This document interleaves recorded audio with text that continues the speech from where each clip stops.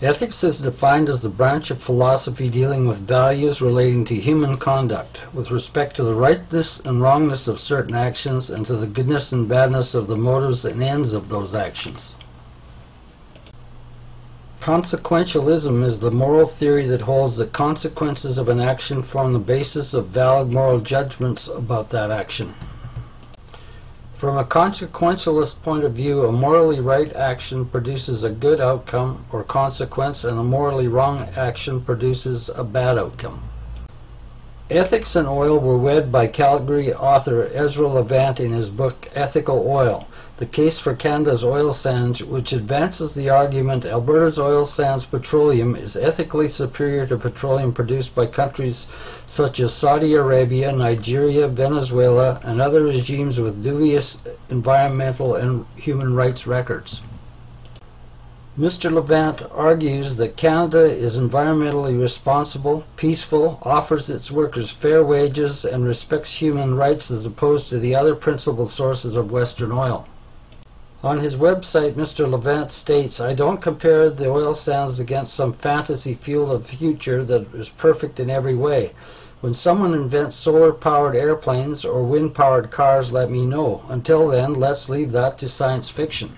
As Jennifer Grant of the Pembina Institute points out, ethical oil is a red herring diverting from the seriousness of the production problems that exist with oil sands. It is also a distraction from the fact that an ethical way to produce Alberta oil sands exists, is not utilized, and is the subject of this video. First consideration in any assessment of the ethics of oil is its rightness or wrongness. Oil accounts for a large percentage of the world's energy consumption, ranging from a low of 32% for Europe and Asia to a high of 53% for the Middle East. In North America, 40% of the energy consumed is produced by oil.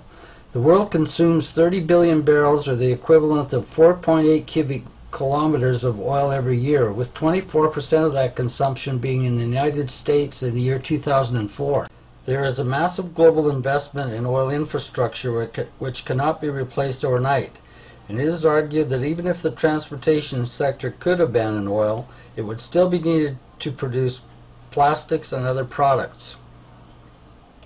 On the downside, the consumption of oil has led to a rise of atmospheric CO2 levels from 280 parts per million at the beginning of the Industrial Revolution to about 390 parts per million today.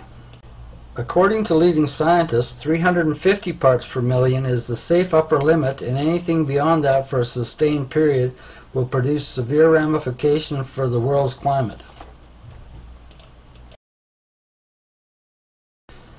Peak oil is the point in time when the maximum rate of global petroleum extraction is reached, after which the rate of production declines until there is nothing left to extract.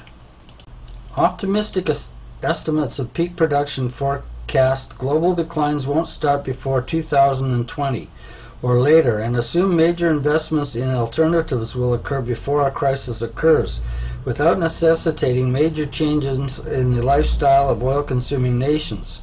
These models show the price of oil at first escalates, then retreats as other fuels and energy sources come online. Pessimistic predictions of future oil production operate on the thesis that either the peak oil has already occurred or we are on its cusp.